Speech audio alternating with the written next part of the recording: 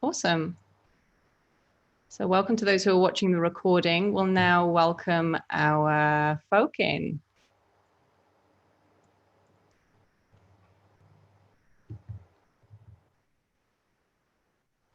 Hi, welcome guys. Welcome, welcome. Hi, Winston. Hi, Misha. Hi. Nice to see some familiar faces. Maria. Hi, Maria. David. Hi, David. Hi, Verity.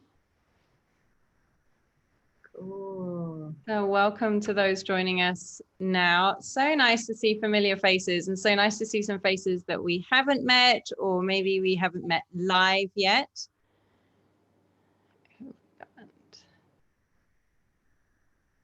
Awesome, it's like a doorknob knocking on the door. Great. So as you guys are coming in, just mute your mics as you're coming in, just so that we can reduce the background noise. We've got another minute or so to answer the doorbell as we can hear those wonderful folk coming in. So get yourself comfortable, get a pen and paper or something to write notes on, because we'll be giving you some stuff to take away with you. So make sure that that is handy and nearby. Oh, hi, Julia. I recognize that face. And Abby. That's awesome. And Rach, you will be bringing in more people as they go. Have we got anyone we're waiting for now? No, I don't think so.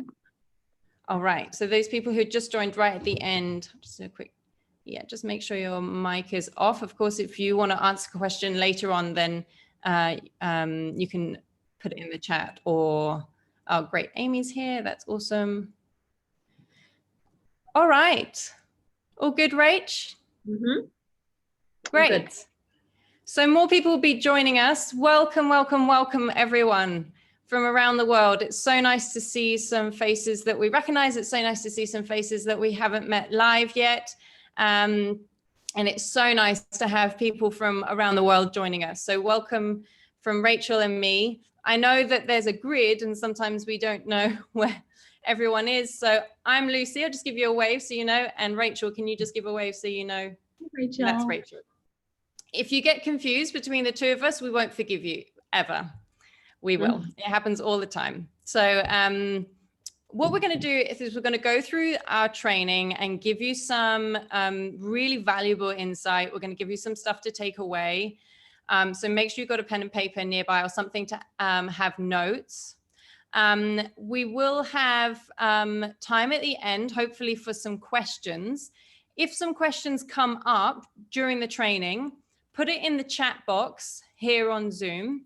And we'll have them all written out so that we can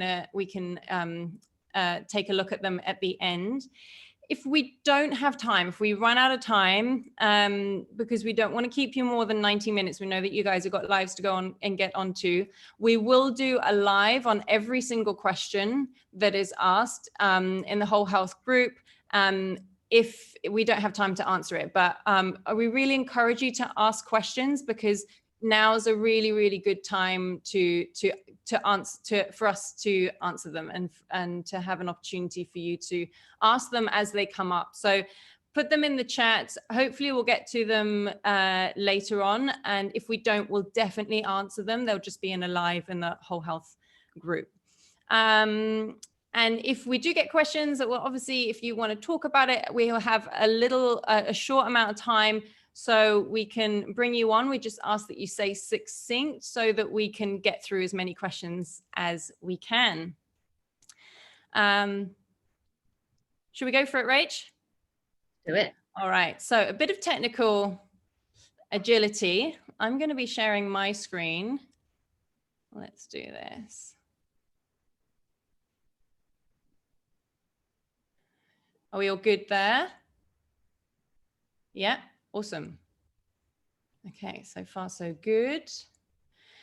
So welcome to our talk on, or our free training on the 5 reasons why wellness practitioners aren't earning what they want to earn. We know that at the moment, there are a lot of wellness practitioners that are transitioning and are growing, especially in today's climate. And so this training is particularly to support you so that you can grow your business without burning out. So make sure you take notes. The doorbell keeps going. That's great. More people are coming in, and we'll go in from here. All right. Yes. Awesome. So as we sort of introduced ourselves at the start, I'm Rachel and Lucy is Lucy. And we're the founders of the Whole Health Project and also the co-owners of the Surf Yoga and Wellness Retreat Center here in Bali, which is called the Pineapple House. So we guide individuals to become wellness practitioners and to create abundant and sustainable wellness businesses. So we are coaches, yogis, surfers, entrepreneurs, and community builders. So a lot of you on this call have already interacted with us quite a bit. Some of you have gone through our breath training. Some of you have gone through our yin training, some of you both of it, some of you even more stuff that we've put out there. And so I just wanted to talk just for a minute or two about my story, and then I'll hand over to Lucy so you understand a little bit about kind of where we have both come from. So I've been sort of teaching, coaching, guiding, mentoring, setting up retreats, setting up businesses for the last 10 years in the wellness industry. Before that, I was a professional sailor and racer. So very, very different industry, but still very, passion driven and really kind of soul led and adventurous. And, I moved to Bali probably 7 or coming on for 8 years ago now. And I worked for a retreat company here. So a really high-end sort of women's surf and yoga retreat. And after about sort of 18 months of running that retreat, things came crashing down in a wildly spectacular way. I'll save the full story for another time because it's a pretty big story. I think I started to do a podcast on it actually in our soon to be released podcast. And I was at this place where I had really fallen in love with Bali, and I was faced with having to leave Bali because I had lost my job. And I decided to throw caution to the wind. And I mean, seriously, caution to the wind, and set up a retreat business myself. Now, I had zero business acumen. Okay, I'd never been to business school. I do not come from a family of entrepreneurs. I was not guided in any way as to how to set up a business, how to manage my finances, how to do anything. But I just did it on a wing and a prayer. And 6 months later, we were number 1 on TripAdvisor for retreat centers in the area. So I obviously I did something right. And fast forward a few years, and I created it into a really successful business. I had a team, and then I was really living this kind of idyllic Bali life. I was surfing every day. I was going to yoga. I was running my business. I was just having a stack of fun, basically. And then I got pregnant. And for those of you that, some of you know a lot about my story, but it was very unplanned. And it was very apparent very quickly that I was going to be making that journey into parenthood as a solo parent. So very quickly my life shifted and changed, and I realized I was like, holy smokes, I've got to start doing something a little bit differently, because this lifestyle has been great for me as a solo female without any children, but I recognized that I needed to basically up my game a little bit. And so I did. So I really started to take things a bit more seriously. I started to kind of take business a bit more seriously. And when I say seriously, I don't mean taking the fun out of it, but I just mean getting a bit more clear about what I wanted. I started to grow my business more. I started to move into coaching. I started to invest in myself in a pretty big way. And then, fast forward a little bit more time, and I realized that I wanted to move more into the online space. I didn't want to let go of my retreat business, but I realized I was juggling too many balls. And so I realized that I wanted to partner with somebody in business. And I'll let Lucy sort of share her side of the story. But my side of the story was I knew it was Lucy. And Lucy was not in a place to partner with me at the point I realized it was Lucy. But I manifested such that she became my business partner. And so we partnered in the Pineapple House about 18 months ago. And then COVID hit and we closed our retreat business. And, you know, again, all the experience that Lucy and I have kind of combined, we pivoted super quickly and created what is now, you know, the Whole Health Project. So we're both sort of super passionate about business and about business and health and wellness, and really supporting people within the wellness space, but also within the business space, because we've got such a diverse background in sort of setting up different types of businesses. Thank you, Rach. So I'll just add a little bit. I'll just give you a little bit of background about me and how I came into this entrepreneurship. So I was a professional dancer, and that meant I was go, go, go in a big way. I was striving in my career, but that meant not stopping in any way. And that had a huge toll on my body and on my life. My first sort of step into business and entrepreneurship was when my dad started making these awesome bags out of upcycled lorry tarpaulin. He's an artist, so he just left all this gorgeous stuff, satchels and bum bags and rucksacks in his studio and not selling them. And I got furious. I was like, these should be in shops, you know, you should be doing something with these. So I took it upon myself to start up a business for him, having no experience whatsoever. And it was like dragging a cat backwards through a hedge. And I realized quite quickly that you need to have someone who really wants to be in business to create a business. So I scrapped his business and I started up my own, which was making surfboard bags out of this lorry tarpaulin and some other materials. I then realized that I wanted to leave my dance career so that I could surf more around the world. So I became a yoga teacher, and Goose Bags, my surfboard brand, and my yoga were the two brands that I had for a while.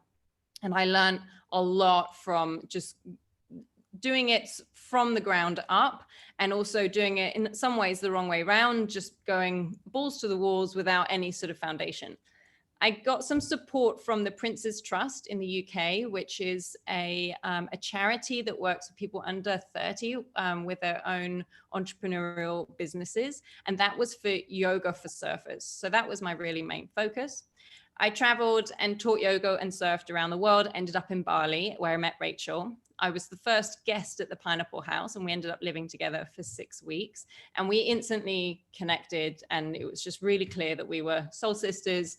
And I ended up moving back to Bali for a year and a half, where Rachel and I became even closer friends. But I was teaching a lot, and we'll go into some of this in the training, but I was teaching a lot. I was burning myself out. I was having a great life as well. I was surfing a lot. And I was a Roxy ambassador, and I was doing lots of stuff for different surf magazines. So it was a lot of great stuff, but I had no real grounding, and I had not a particularly clear vision other than I just wanted to do more, which led me to doing a lot yet less with burnout. I then moved to Australia. I followed my heart, fell in love with a man, moved to Australia, and I was offered the job of running a yoga company for someone else who had 2 yoga studios and a teacher training, and had a team of 25 teachers. And that was a huge leap for me because I hadn't run a team that big before. And I learned a lot there. I learned a lot about how I'd like to run a company and how I'd not like to run a company. The relationship was not meant to be a forever relationship. I moved back to Bali with a broken heart, and Rachel swept me up in her arms to hold me while I recovered. And about 3 weeks in, she proposed the idea of going into business together. And it was just a clear yes. Everything that I'd done in business and my own brands and other people's brands was all leading up to this point. We built the Pineapple House. It grew massively in the 12 months that before COVID hit. We decided to close the Pineapple House temporarily. And then the whole health project happened because we knew that we had something to offer to people. Initially, it was the breath coach training, which people may have done. I know we've got some breathers on this call. The yin yoga teacher training, which we taught in person, and now we're taking it online.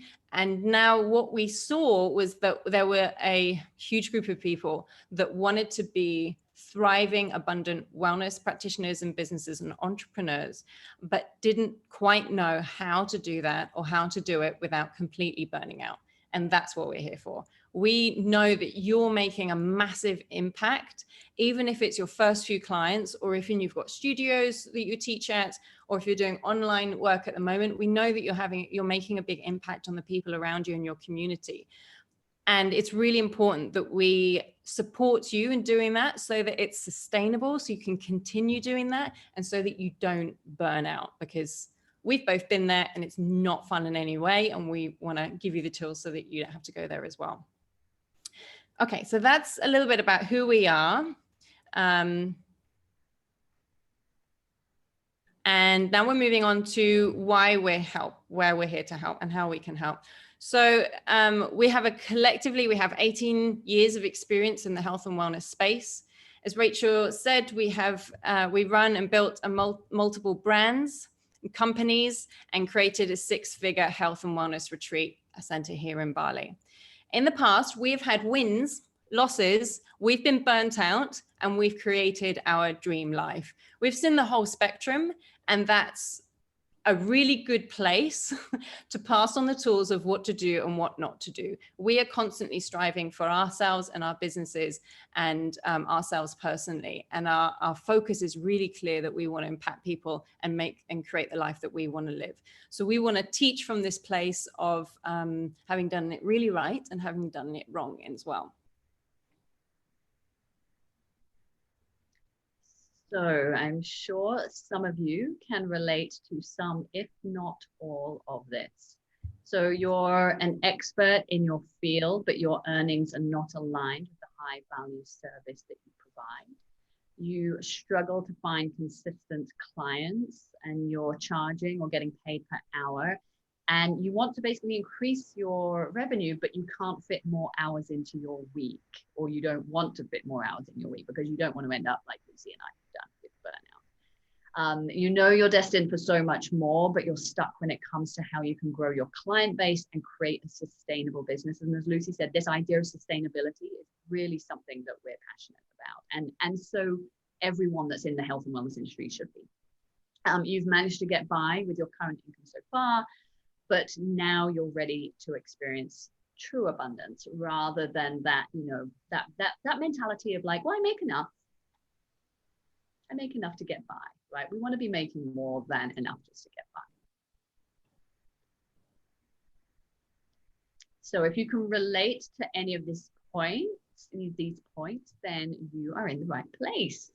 So grab a pen and paper, and we will start to uncover some of the blockages that have been keeping you from taking your wellness business to the next level. Cool. So we've got 5 points. We're going to dive into them now. And obviously we have a little discussion. And as we said, write down any questions or put them in the chat box. We know that stuff is going to come up, and then we'll get to it at the end, or we'll do a live on it so that you can make sure that your question's being asked. Is that going? Right. Okay, so I'm going to read these, and then so you guys don't have to read them if you don't want to, and then I'm going to go into a little more detail. But this is number 1, charging per hour versus building packages. So if you're charging per hour, then you are focusing on what you feel you are worth per hour, rather than the transformation that your clients will receive. This is a big one, because what we feel we're worth per hour is often related to our self-worth on that day. Or if we feel like, oh, I have to charge that much because this is what other people are charging, or the studio said that they wouldn't charge, give me any more. And doing classes and studios are really, really great community builders and really great at getting you in front of people so people can hear your message and feel your modalities if you're doing, if you're doing yoga or something like that. But they're not great money earners because you have to do more hours in order to earn more money. And I went there. I was teaching 14 classes a week when I first moved to Bali, and it just knackered me out. And I always felt this tightness of like, I've got to get more privates, I've got to get more, studio classes. And that knackered me out. And that's not the energy that I wanted to bring to what I was sharing. So instead, we say create packages, create a transformation, look at how that modality that you teach has transformed you, and pass that message on. So when you create a package to your clients, they are more committed to the whole process and therefore get better results. Often, if you're just giving one session here and there, your client might put a lot on that one session. They want to be fixed. They want to feel huge transformations in that one setting. And as we know as practitioners, because we've done the modalities ourselves and received them ourselves, that it is a process. There is not one session that will fix you. And if you can create a package and talk about the transformation, then your clients are more signed up to that transformation as well. So be creative with your thinking as to what experiences and transformation you want to create for your clients. So let's say that you are a Reiki practitioner. I know there's a Reiki practitioner in the group here today. And you create a package. And you talk about whatever transformation that client's coming to you with. Maybe they don't want to feel anxious. Maybe it is that they're feeling disconnected. Then you can add in some journaling points or meditations or some other things that they can take home with them. And it's not just about what you're doing on the Reiki table and the sessions that you are doing, but you're creating a whole transformation and a whole journey for them to dive into. And it's much more of a reflective journey for them as well, because they're not just asking you to fix them, but they are really signing up themselves to be part of this whole journey. So it's not that charging per hour is bad. It's just that you want to be thinking outside the box of what's transformation you can create for your clients. Over to you, Rach. Yeah. So just go back to that minute, and I'll just add a little point on that, which I was having a conversation with one of the ladies that's on this call today. We were having a conversation the other day about this idea of transformation and creating this process and this experience for clients, which is so important that we get into that mindset as coaches, therapists, healers, however you classify yourself. Because as we grow and expand in business, we want to really have a really good understanding of the impact of what it is that we do. And you just can't get that from like a couple of sessions with most modalities, right? We really want to understand, wow, like I've taken someone from here all the way over to here. And when we create that transformation, we're able to then build on that as we grow and create our business. So once we've really got this solid base of transformation that we take people through, that's when you get client testimonials and referrals. And then you can create more programs and courses, right? Which is, what Lucy and I do, right? Is like we create courses online, and we know what we can create for people because we've got that experience of taking people on journeys, right? But it's better to take somebody on a one-on-one journey, or say a small group coaching journey first, because you get that real life feedback, right? Rather than say trying to like sell a course to loads of people and not having that personal interaction with people. It's so important that we get that feedback, that we're really kind of sitting close to our clients and really asking them, and we're able to then tailor what we're doing to that particular person, which ultimately helps us in the long run because we have a really solid base from which to then grow and expand our wellness business in a really impactful way. Yeah, thanks, Rach. And I also forgot to give you your homework. So write this down. And you can take this and to find a quiet moment to reflect on these. So think about what transformations you can help with your clients, and write down how that feels. Like, how does that transformation feel? Let's go back to anxiety. You know, you want to help your clients feel anxious free, and talk about what that transformation will mean in their lives.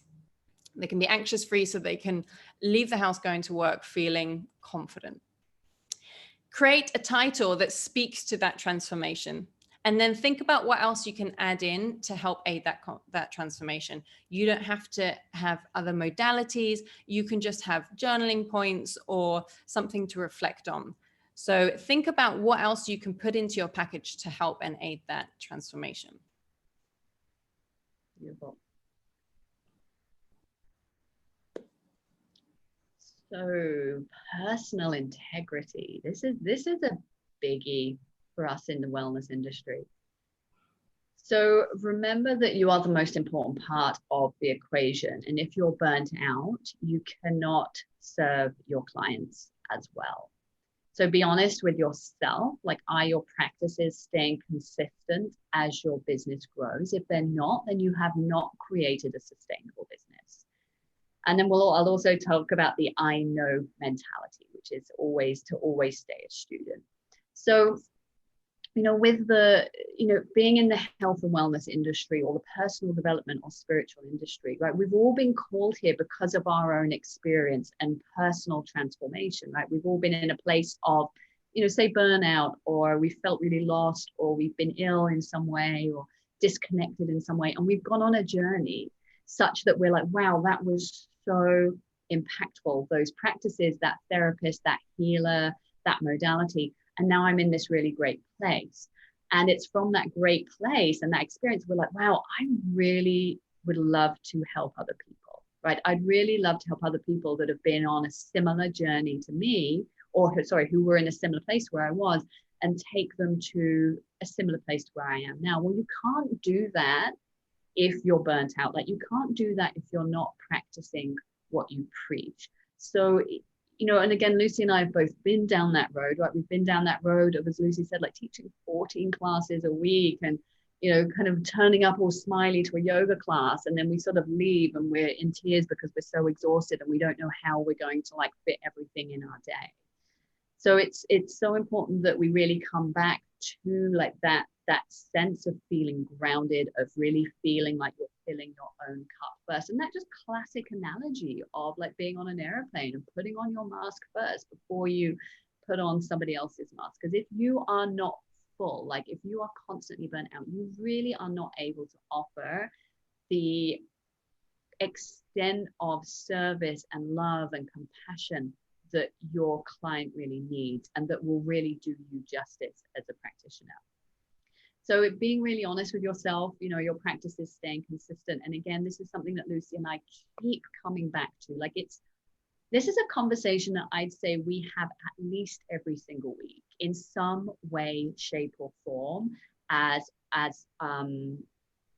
sort of business partners, right? Is that like, oh, I'd really like to do this. I'd really like to go away for a weekend here, or like, hey, Lucy, I haven't surfed for a while, I've got to admit, but Lucy's like, oh, I kind of want to surf that morning. So is it okay if we like do a meeting in the afternoon, or like I'm going away for like a long weekend with my kid, and we're really conscious and conscientious to not only ourselves and what we need, but also to each other. So we're really supportive in terms of like, yeah, like I hear that you really need to go and do that. Yeah, cool.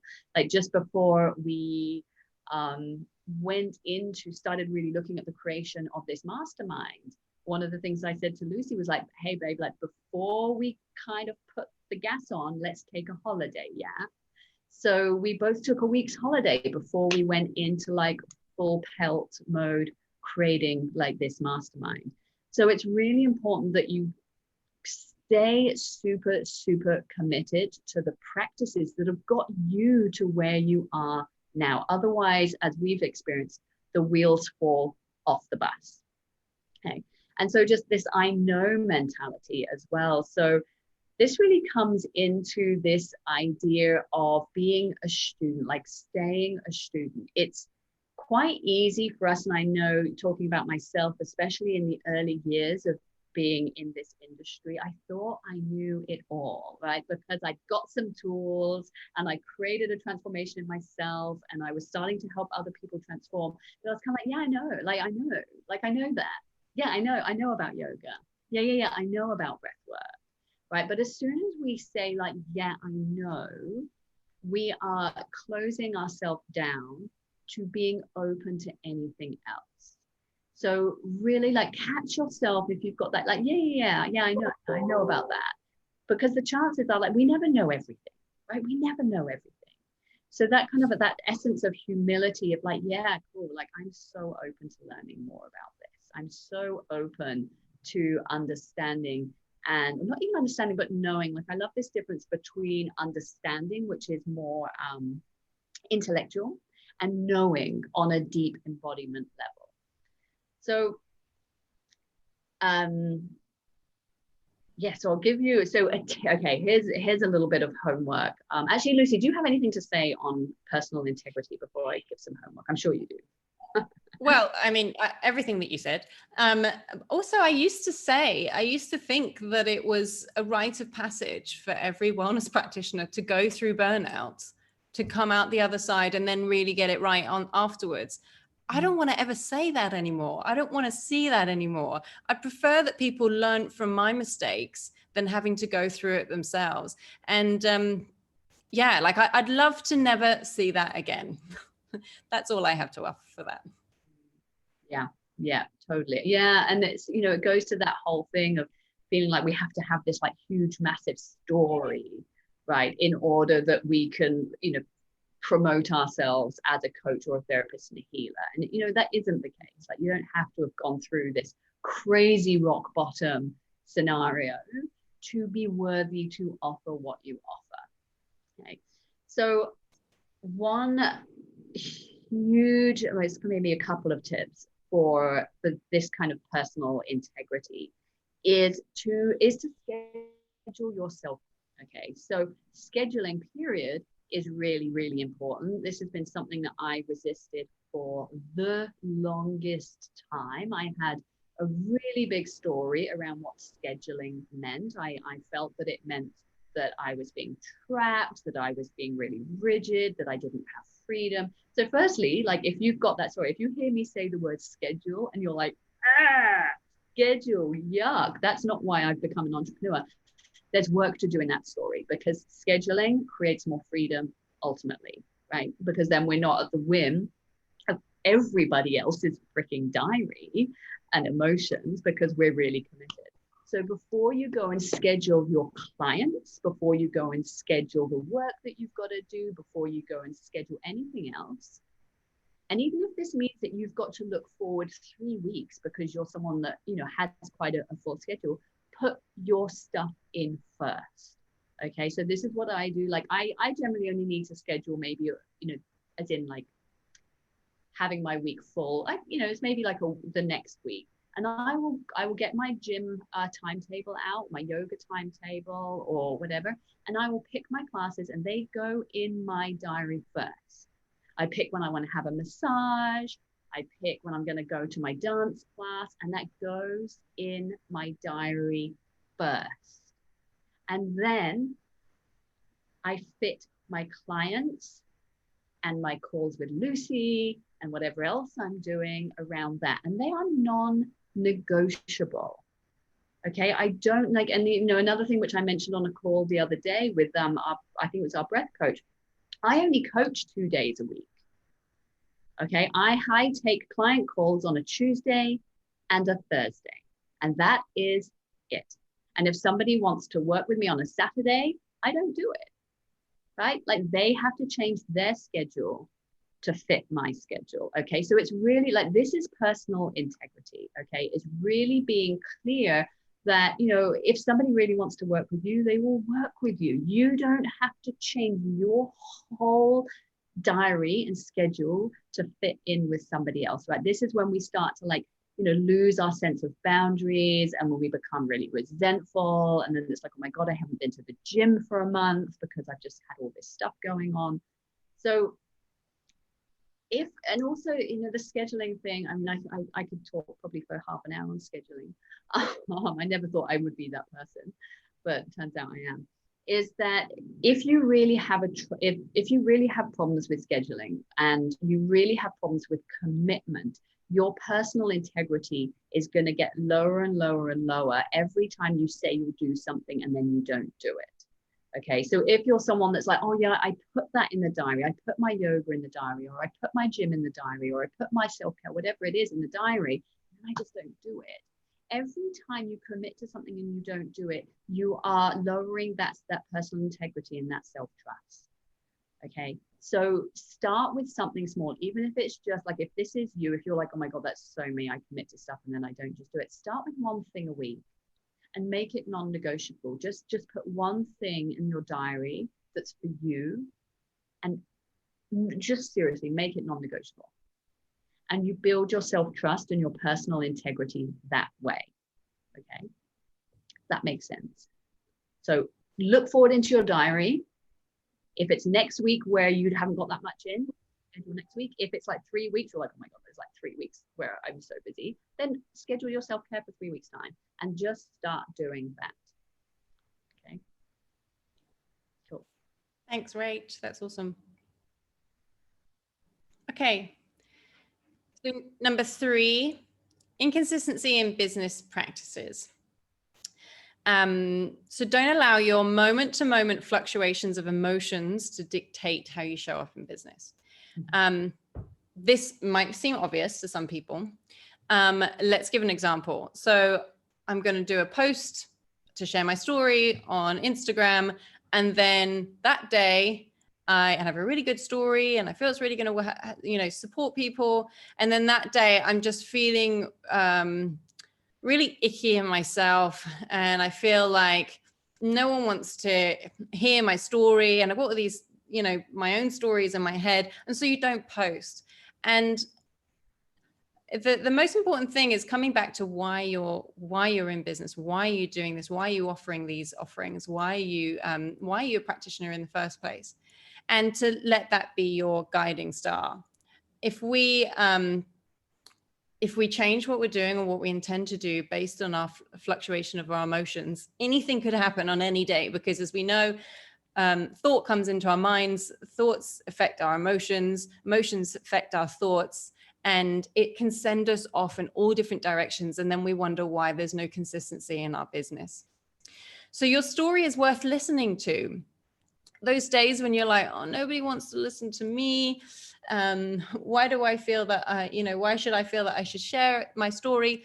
If there's something that's happened that's been impactful for you, that it will be impactful for someone else. There is no unique story. And yet there are stories, and there is a lot of power in sharing it so that people can know that other people are going through the same thing as well. So don't let those stories in your head affect how you show up and share your story with others. Really own the identity of being a business owner and entrepreneur. This is a big one, especially for those who are maybe making a bit of money here, and then they have some dry periods, and then making money again. And the safe story can be like, oh, it's just a hobby. If it's just a hobby, then it doesn't really matter if it makes money anyway. And the other story is that when we're making money and when we have more clients, we're like, yeah, I'm a wellness practitioner. I do this, I do that. And then when we are not, we're like, oh, it's nothing's really happening. And you shy away from showing up in your business. So owning the fact that you have something that is worthwhile, that people want to pay you money for. And so therefore you're an entrepreneur because you're building that client base, or you're building your practices and your offerings. So own that, and know that just because you might not be earning money sometimes, that doesn't mean that you're not an entrepreneur or that you don't have a business, and that it's not worth still striving and still expanding in yourself, as well as your offerings and in your business as well.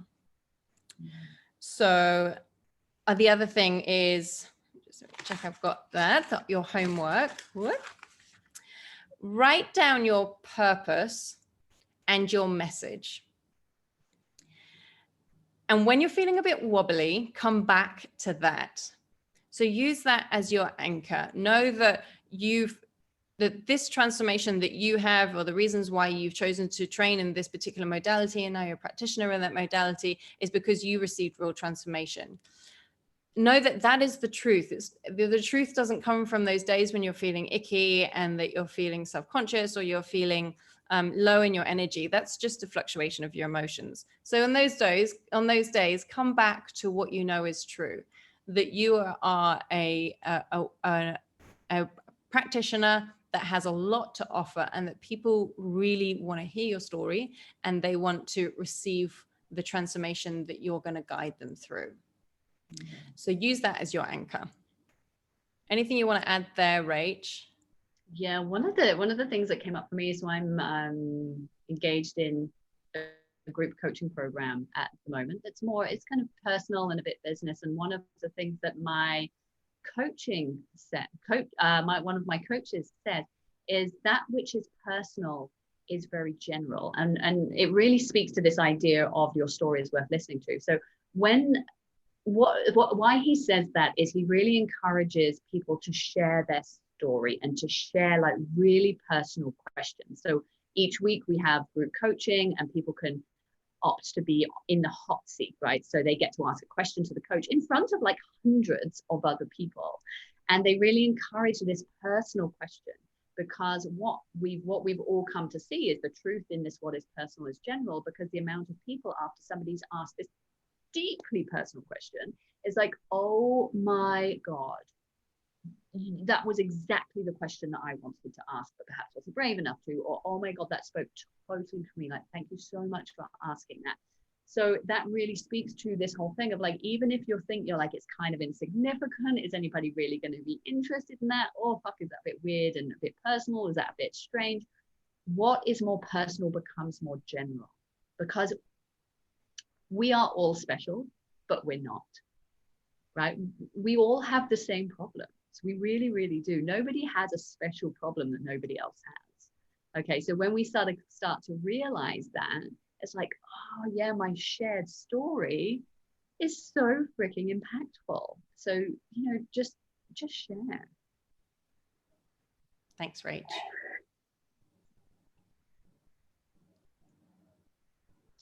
Okay, so this is one of my favorite topics. Those of you who know me, subconsciously, you don't believe wellness practitioners can be wealthy. Unfortunately, I can't actually see everybody, but I would love to put a little comment in the chat box. Actually, just put a little like yes or something in the chat box if you know that there is some kind of belief that you have that is around like wellness practitioners and money, or like spirituality and wealth not really going hand in hand, or there's this like awkwardness around it. Or just put a little comment in the chat box. I'd just love to see how many of you kind of resonate to that, like around like the money topic.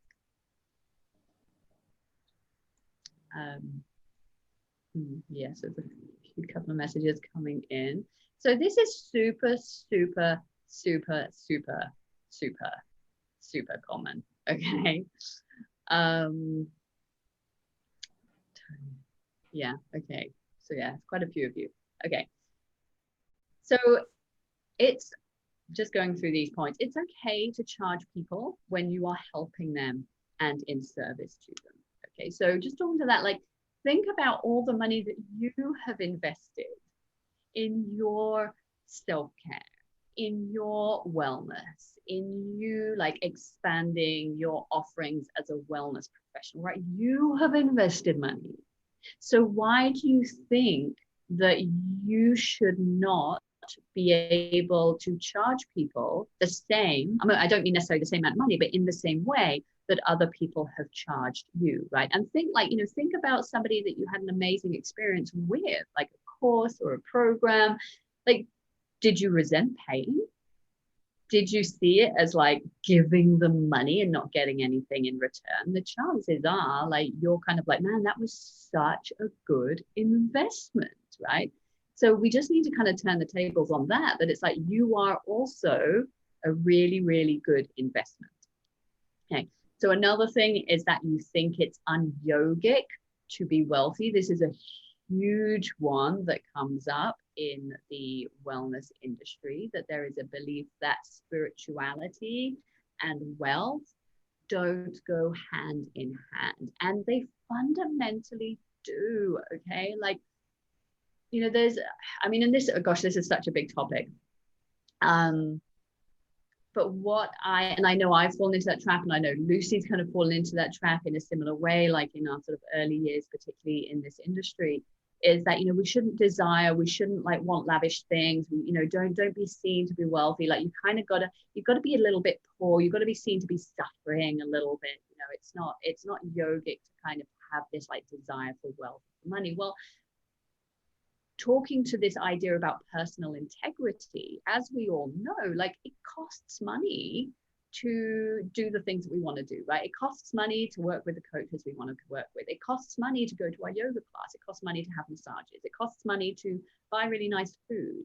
And for me, to have a really full cup, I want to be able to have the money to support myself through these wellness practices, through really making sure that I am living from a place of joy, not because I've got loads of stuff, but because it's like, I know that I can support myself and do the things that I want to do. And then that overflows to my clients. If I'm constantly living in scarcity and it's like, oh shit, I really could do with a massage today because I'm exhausted, I know I can go and have one, right? Because I'm not living in this place of like, you know, oh, I can't have money. Money's really bad.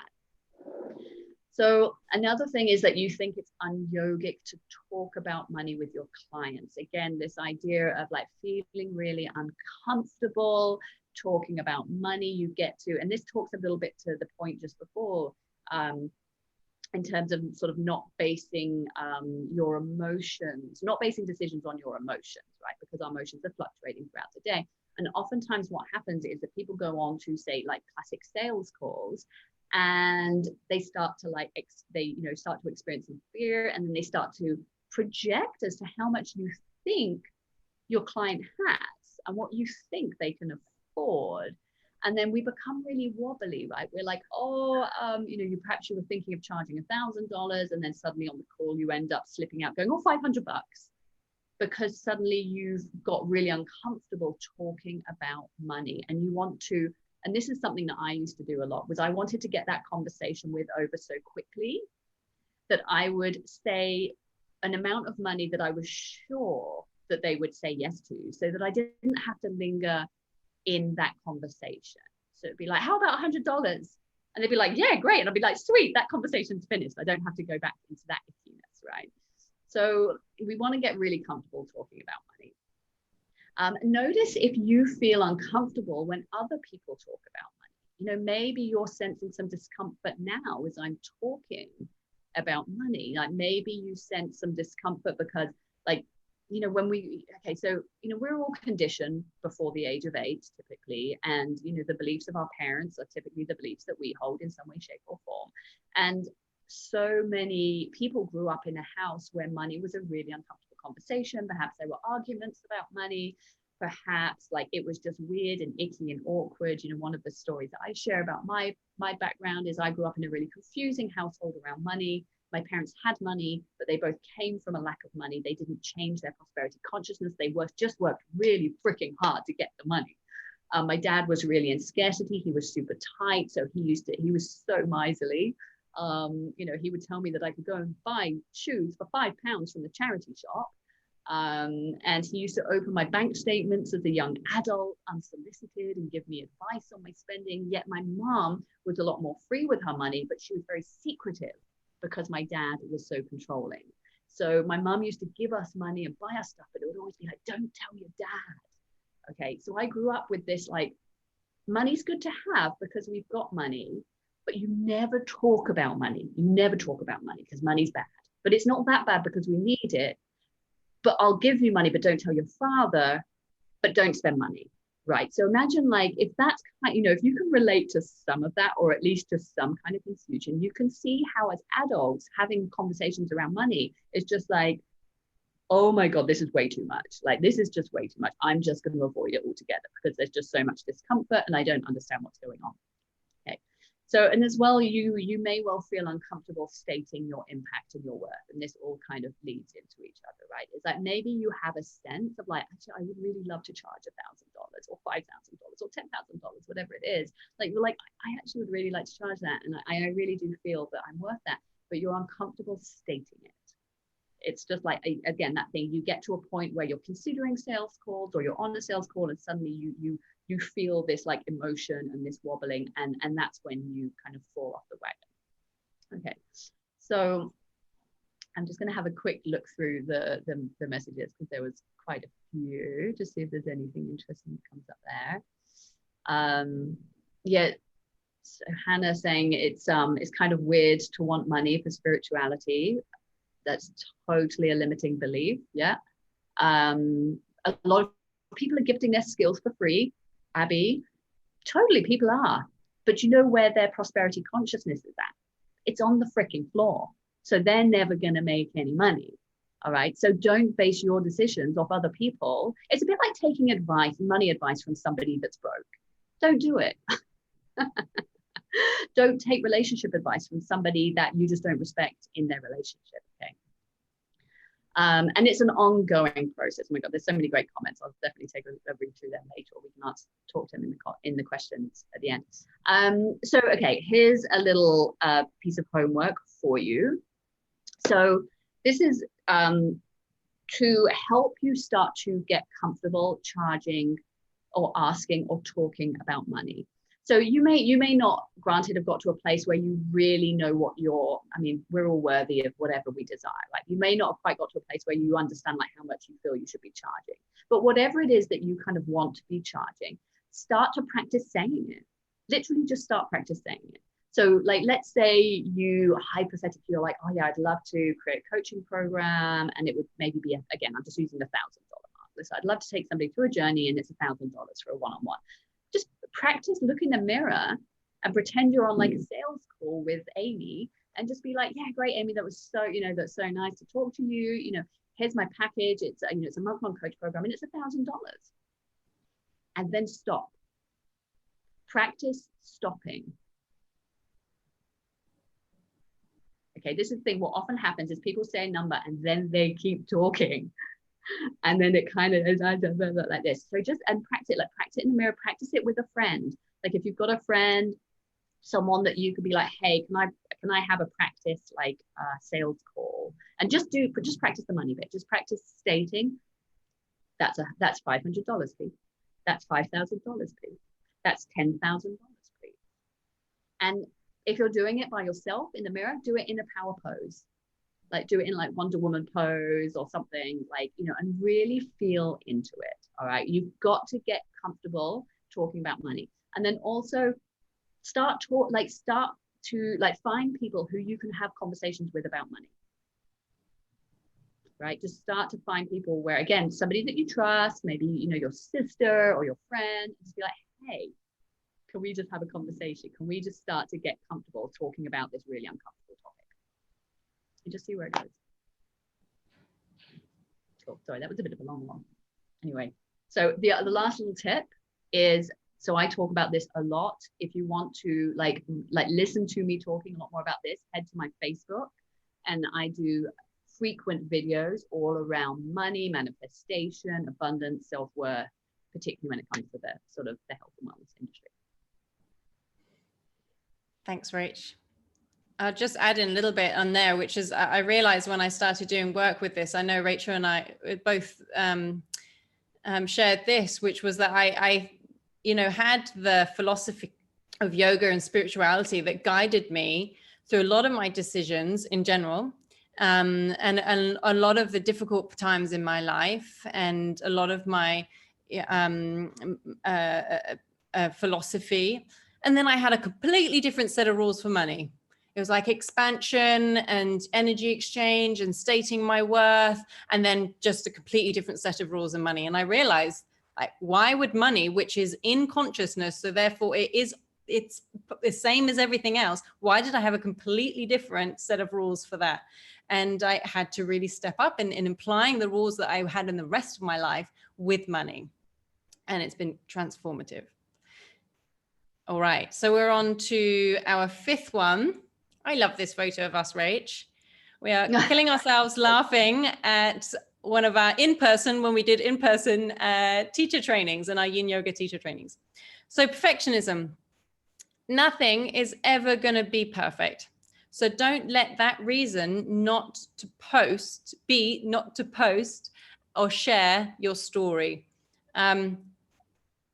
So a lot of the time we not sure about, maybe it's something like, oh, I don't know if this is going to be the right way of saying things, or if this is going to look nice on my Instagram feed, or whether I've done the right, whether I've done this at the right time. One of the things that I often share is that when my very, very first yoga class was called Yoga for City Surfers in London, which was a massive hit from day one. There were loads of surfers coming to the class, and that's what really springboarded me towards my career of for yoga for surfers.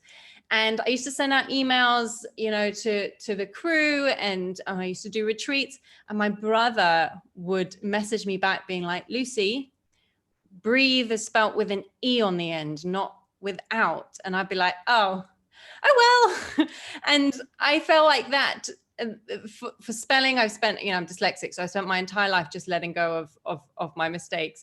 But for me, it didn't matter, because the energy behind my emails and the community I was building and the impact I was having on my clients was what was really important. I still proofread my stuff and I still have mistakes. And letting it go not only helps me to just not stress about it, but also the essence behind it is what's really going to reach out to people. Master the art of delegating tasks to others to free yourself up to do what you do best.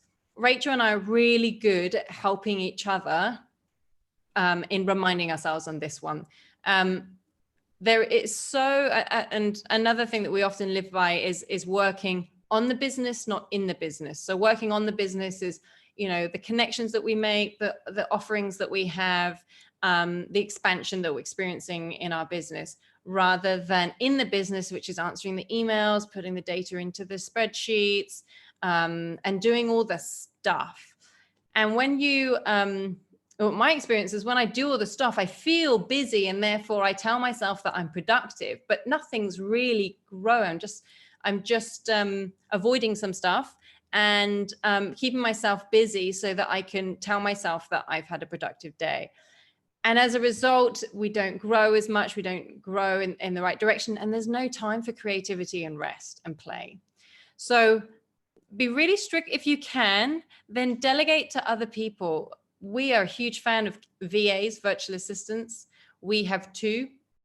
And we're really big on getting the support we need and making the investment in the support we need so that we can do the things we love. You don't have to employ someone that's a full-time job. Just getting someone to help you a couple of hours a week and do the things that you don't need to do, so that you can carry on doing the things that you're really good at, which is making the connections and offering the services that you're offering.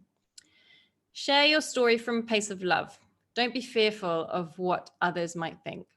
So we've touched upon that a bit today, but a lot of the time we won't share our story because the background's not perfect, or the weather's not perfect, or maybe we're feeling a bit tired, or we might stumble over our words. And actually that time when it is perfect hardly ever happens. What happens is that we just don't do it at all. So focus on what you're doing and for the love of it, because people are just craving authenticity, especially now, especially with all these Instagram filters and perfect photos of influencers. People are craving authenticity and craving people that are real. And Rachel and I turn up messy, or we'll I did a video in our yin group the other day. If you're in the yin group, then you know. And I started and I realized I had a big food in my teeth. So I started the video like, oh, I've got oh, I'll just get that out. And then carried on the video, and it was live, so I had no choice. But it frees me up from being bogged down of trying to be perfect. Also, it's just not possible. So forget the idea anyway. Before I give the homework, Rach, have you got something to add on perfectionism?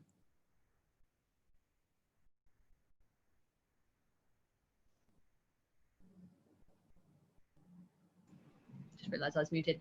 No, nothing really more than what you said. Great. Okay, so your homework today or tomorrow, go live on Instagram or Facebook and just post a video about your story. Don't edit it, don't change it, don't spend more than 10 minutes preparing for it. That is location as well as what you're going to do, and just post it. That's the homework. All right. Who feels uncomfortable just when Lucy said that? Who instantly was like, oh. I can see a few hands up. Just yeah. Yeah. Cool. And it's just on that, right? This hasn't got necessarily, this isn't exactly to do with perfectionism, but this has been a conversation I've had with a few people this week, is around confidence, right? And it kind of all comes into each other, and you know, confidence comes from competence, and competence comes from repetition. Okay, so the only way you get confident about something is by doing it. Okay, confidence doesn't come first, right? It's not like, oh, well, when I'm feeling more confident, how do I get confidence so that I can do that? No, wrong way around. Do it, and then you get confident. Okay. Remember, the more money you make, the more people you can serve. Frees up your time, creates a bigger reach, and that's just awesome because you're really good at what you're doing and you have a big impact. So, you know, if you stay small and you don't earn that much money, then it puts a real restriction, a real life restriction on how much you can serve other people. Yeah. Should we recap? Sure. So, number one, create a package that creates transformation and stop charging per hour. Stick to your practices and get plenty of rest. Number three, you are a badass entrepreneur, so own it. Number four, you can be both impactful and abundant. And number five, be imperfect. Awesome. All right. So where do we go from here? Right, over to you. Choice number one is that you can take what we shared today, which was a lot, and implement it into your own wellness business and life. So choice number two is stay tuned, stay connected with us. So we keep sharing a lot of this. And the main two places that we share it is on our Whole Health Project Facebook group. There's about 3,200 other people there. And we share a lot of our tips and our insights there. So come into the group. There's a great community there. And then we also share a lot on Instagram. So head over to the Whole Health Project. The group is what we created immediately as COVID hit, and it just grew because there's so many people wanting to be in this community and wanting to expand and grow. So come and join that community, and we just continue sharing and our insights and our tips, and also we share our stories and other people's stories. We have a lot of interviews on there. We bring on a lot of practitioners. We bring on a lot of students to share their stories as well. So come on in. And choice number three is to let us help you to achieve your goals. And we're going to talk a bit about that now. But this is where we're really excited as well. We really want to guide you through a transformation so that you can be more sustainable, more abundant, and have a bigger impact on your wellness community. So the most impactful way that we can help you right now is through our 4-month mastermind program. So just if any other questions as well come up, we're going to get to them after we share this. So the questions are so helpful. If you're thinking it, chances are someone else is thinking it. So make sure you write it down, and we really want to get through to them. So our 4-month mastermind, which starts on the 21st of November, is wellness entrepreneur, from solo practitioner to thriving wellness business. So who is this mastermind for? So you're a dedicated wellness practitioner who delivers authentic and valuable services to your students and clients. You're committed to personal growth and breaking through outdated limiting stories that have been holding you back. And you're ready to dive deep into a 4-month process to go from perhaps what might be an average of $1,000 a month earning towards $5,000 per month through your wellness offerings.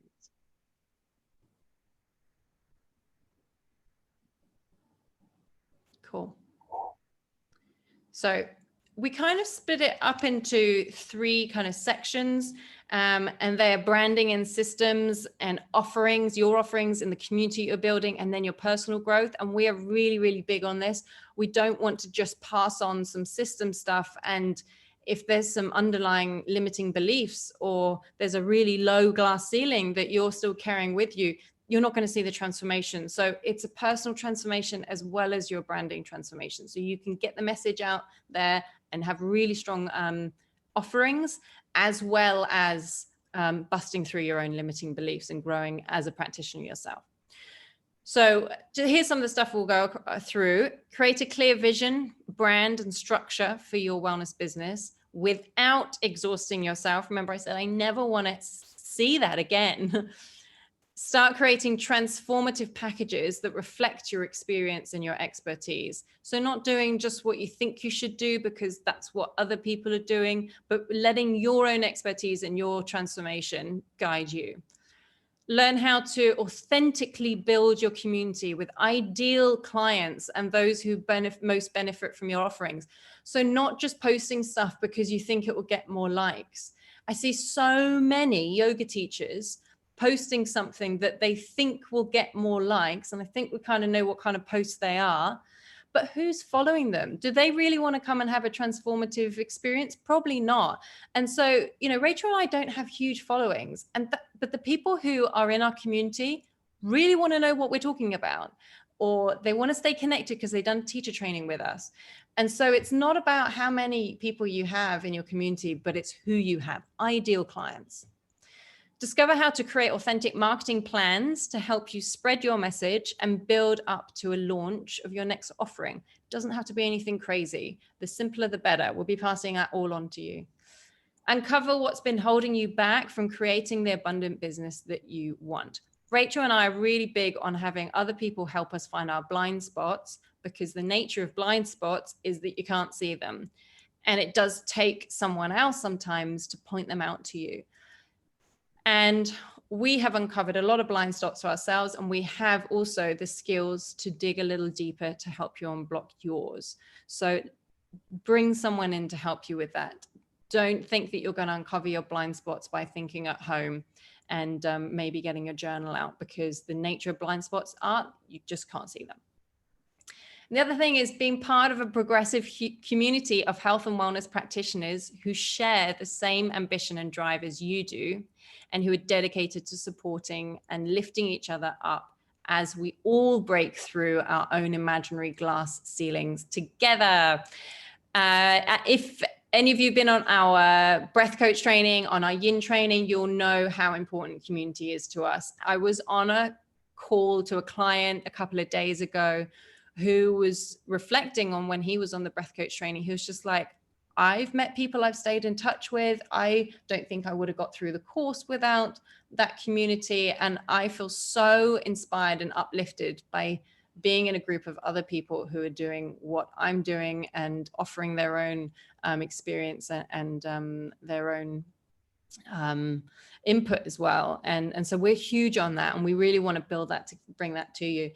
the other thing is, we're in Bali, and we are so lucky to be surrounded by so many other practitioners who are doing things that are outside the box, that are really impactful.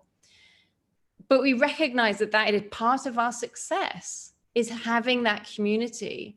And I know that we've spoken to some of our clients before, or I've spoken with other practitioners who've spoken to their clients who are somewhere where they don't feel at the time that they have that community around them. And so they not sure how to shine, or every time they try to, people are like, why are you doing that? Or that's silly, or whatever it is. So if you feel like you haven't quite got the community, if you want to expand your community, then please join ours, because it just helps us so much on a personal level, but as well as on a business level as well.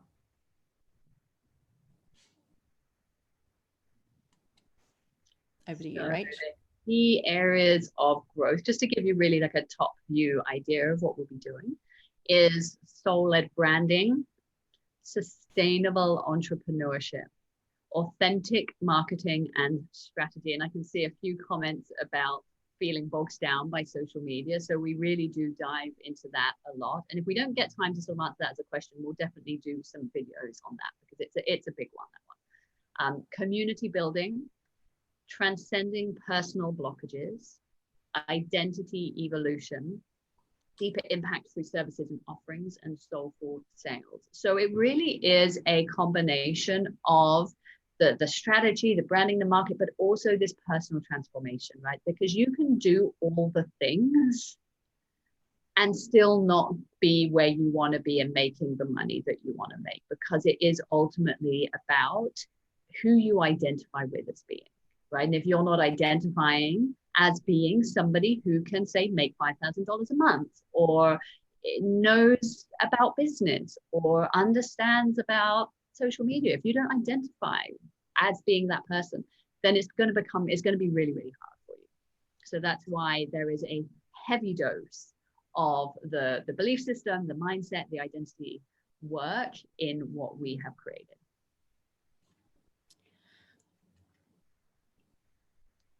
Okay. If you're ready to really transform your life and business, then book an alignment call with Rachel or me to get a better clarity about whether this mastermind would benefit your specific offerings and wellness business. So we really want to make sure that this is totally aligned with you. We're looking for the right people who really are ready to show up, but also at the place in their business that is spot on for this mastermind. So the alignment call is just as much you finding out more about the program and asking your questions, as well as us asking you questions to make sure that we can support you in the best possible way. So we will say, if we don't feel that you're either at the point where you're ready, or whether you are more towards our second mastermind, which is more going into specifically into the next step up, we will tell you. We're super honest about that. We don't want to, we are completely transparent about that. And also for the first 5 people who sign up, we'll be offering, they will get a one-on-one session with Rachel or me. And that can be taken anytime in the mastermind. And that's just to really, really help be specific with where you're at, where your challenges are coming up, so that you can bust through those and just lift a little further up. Oh, yes, my favorite bit. Rachel, over to you. This is a bit where we're like, stop it, no, don't stop it. So just a few little testimonials from some of our clients. So this was one of our lovely students, Simona. So Rachel and Lucy are 2 amazing coaches. They explained everything in detail in more occasions, and are also supportive on the Facebook group during live calls and in chat. Their way to teach is very intimate, which I think is fundamental in this kind of work. I really enjoyed being part of this community, and I can't wait to know more. So she was in our breath coach training earlier this year. And then Julia, she did our breath coach training and our yin training, actually. I love the course with Rachel and Lucy. It was already my second training with them, and I can say that their teaching is great, both face-to-face as well as online. They're knowledgeable, fun, calm, and very supportive teachers. Oh, I see BB. Thank you, BB. She's saying that we're the best. Julia, I think Julia is or was even on this call. She is here, yay! I was impressed with the level of detail and care Rachel and Lucy put into creating this course and felt deeply supported all the way through. Their enthusiastic and empathetic nature definitely enhanced this experience, and I would recommend it to anyone who's interested in expanding their awareness in all aspects of life. I'm truly grateful for their teachings and the energy that they exude. Thank you, Julia. So if you're ready to really transform your life and go from practitioner to thriving entrepreneur, then we'd love to speak to you. We really, really would love to speak to you. So let us know. We'll have a little bit of time after this call to be answering emails. So just shoot us an email and we'll get that scheduled in for you so that we can make sure we find a time. I just realized, Rach, we didn't put the price in, but I can tell you guys now. So the price of the mastermind is $5,000, or you can do 4 payments of $1,500. That's US dollars. US dollars. Yeah. All right. I'm coming back on Zoom to you guys. So I've just put a link into the chat for the kind of like the sales page. So if you want to kind of have a reference point of just something to sort of read over in a little bit more detail, then you can take that and just have a little look through. And that also leads you to a form if you do want to book a call with us, that will just give us a little bit more of an idea around your business, where you're at, and then we can arrange to chat. So either myself or Lucy over the next kind of couple of weeks. Cool. So we got some great sort of questions and comments. I know we're not going to get to all of them. So what I've done is I've actually kind of copied and pasted them onto a document with your names who wrote them. So we'll do videos, and we'll actually, if you've asked a question and you're not in the Whole Health group, come over to the Whole Health group and we'll actually tag you in the response so that, you know, we can actually talk to you specifically with your question. And if you have any more, like, now's your time to write anything in the chat, anything around business, write it in the chat. We had a question that came in on email before from Julie, from Maria. Just seeing, I saw her coming in, but maybe she dropped out. Oh, Maria, there you are. I can see you there with your lovely skylight. So you asked a question. I'm going to go into it now, Rach, if that's okay. Yeah, I'm not sure it's the same Maria, but anyway, still. Oh, Maria, give me a thumbs up or a thumbs down if you think it's you. Oh, it is. Thumbs Okay. up, yay. Okay, so you asked a question specifically about content, new content, about I'm paraphrasing. So do you want to read it? Yeah, read it. Yeah, go for it. Because I find myself overwhelmed and hence blocked because I worry that I'm not providing anything new. It's all been said before and we're really just repeating what we learned, putting our spin on things, but really not creating anything original. Do you ever feel that way? And if so, how do you overcome it to go ahead and keep generating content? Such a good question. Such a good question. Thank you. We really were stoked to receive that. So first of all, yes, that's straight up, nothing's new. And that's totally fine because your way of saying it, your way of relating it to your own experience is unique. It can only ever be unique because you're a unique person. And also remember all those times where those like truth bombs just like dropped in, or when you heard something that was like, that's profound. When you heard that, that was not the first time that was said. Or maybe it was the first time it was said in that way, but it was not new information. So whatever you're sharing, it will land with people who need to hear it. And if they've heard it before, they might need reminding. And one of the things that Rachel and I are really big at is that we don't try and pretend that information that's been passed on by us, but to us, especially if it comes from an ancient wisdom, is our wisdom, because there is no point. So we will say, you know, the teachings of Hatha yoga, or the teachings of from a yin yoga perspective or traditional Chinese medicine perspective is that da da da da da. So we're not trying to, you know, say it's new or say it's ours in any way. But what we do is we're just the vessel in which the information gets passed through. Rach, have you got anything you want to add to that?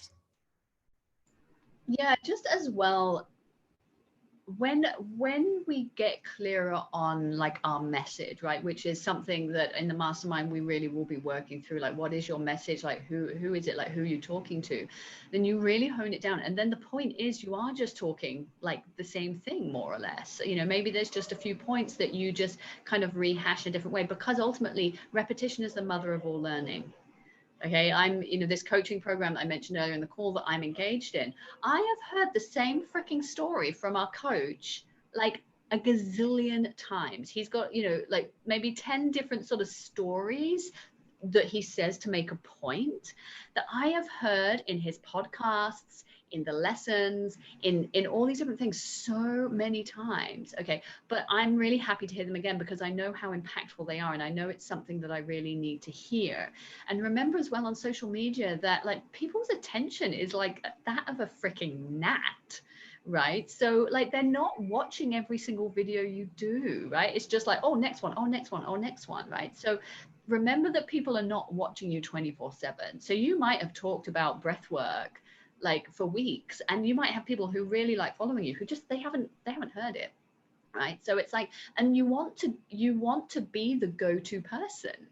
If you're talking, you know, and I've totally fallen into this trap, like if you're talking about like Ayurveda and traditional Chinese medicine and yoga and mindset and this and this and this, people are like, I'm really confused. Like who is she, like what does she do, right? Whereas now, for example, with my personal brand, I'm all about money and manifestation. So it's like people are starting to realize now, like she's the person to go to for that. So that is pretty much all I talk about now. And do I feel sometimes like I'm a bit repetitive? Yeah. But, you know, and also we've got to, and there's so much of this journey, and we've talked about this in quite a few different ways, you know, in this training, is that we've got to stop making our decisions based on perceived judgment of other people. Right, because people are, and you know, this is something that's come up a lot recently in some of my sort of other calls, is that people are going to judge you regardless of what you do, of what you say, of how you look, of who you are, because we are by nature judgmental beings. So you might as well just, you know, be authentic and say what you want to say. And even if it's the same freaking story and the same message about, say, breathing, because people are going to judge you. People are going to judge you if you say the same thing. People are going to judge you if you say multiple different things, right? So we need to stop basing it on what we think people are going to judge us on, and base it on like, what's my message? How do I want to help people? And stick to that. Okay. Does that make sense? Just to add something in there, one of our very good friends who's a very successful practitioner, she is all over social media and she gives great content, and she gets messages saying that she's too happy. So you really are going to be, I know, you really are going to get judged for everything, you know, and you just got to do you, because we can't make decisions based on the fear of being judged, because even if you show how happy you are, it's so people will want to come down on you, and that's a reflection of them, not of her. Yeah. I'm just seeing a couple of things come in the chat. I'm just looking through, and there's lots to go through, which is great. But a couple of themes is about, you know, Lily, from what point can we start asking money when we don't feel we have gained enough experience to be able to consider yourself a professional? This is a big one. I can see it, Rachel wiggling. Oh, hi, thanks. So a couple of things that are coming up for me. Yes, we have to take responsibility for our professional development. Absolutely. We don't do things that we're not ready to do. But also, don't compare yourself to the people that you consider to have nailed it, because they haven't also nailed it. And also, everyone can relate to to someone's story. So even if it's like, hey, I have just discovered yin yoga, it's changing my life, I can't explain that right now other than I feel calmer, I feel more open in my body, and I have a deeper understanding of the cycles of nature. I'd love to pass this on. You know, you don't have to be the one to ask to be able to solve all their problems about their relationship with their dad, or, you know, like why their kid's not happy at school, or you don't have to be the one to support everyone. And one that we are really big on, and those people who've been in our in-person and our online trainings, is have a few practitioners up your sleeve that you're like, that sounds like it's a real challenge for you right now. I actually know an amazing acupuncturist. Do you want me to pass on the number? Or psychotherapist, or Reiki practitioner, or whatever it is. Have those people up your sleeve that you really, really value, so you can offer it to them. Because also as well, like when you go to someone who you don't know so well, like say you're a student, you go somewhere and they proclaim that they have the answer for everything. Bullshit, first of all. And second of all, it means that I don't trust their boundaries, because they're telling me that they have a fix for everything. I know they don't, because that's impossible. I really trust someone's boundaries when they say that sounds like a huge challenge. And I think some extra support would be really suitable for you right now. Here's a number of someone that you can have a chat with, or this practitioner's, you know, particularly great with this. Because then I know that I can go to that person for yin yoga, and that if I ever feel that something else has gone up, she will tell me when she feels that someone else would support me better. So you don't have to have the answers for everything. If you know in your gut feeling that there's something else you want to gain experience with, then great. My first job teaching abroad was teaching at a surf camp in France for free. I knew it was a rubbish deal. I got board and lodging. I was living in a tent under some trees, had the best summer ever.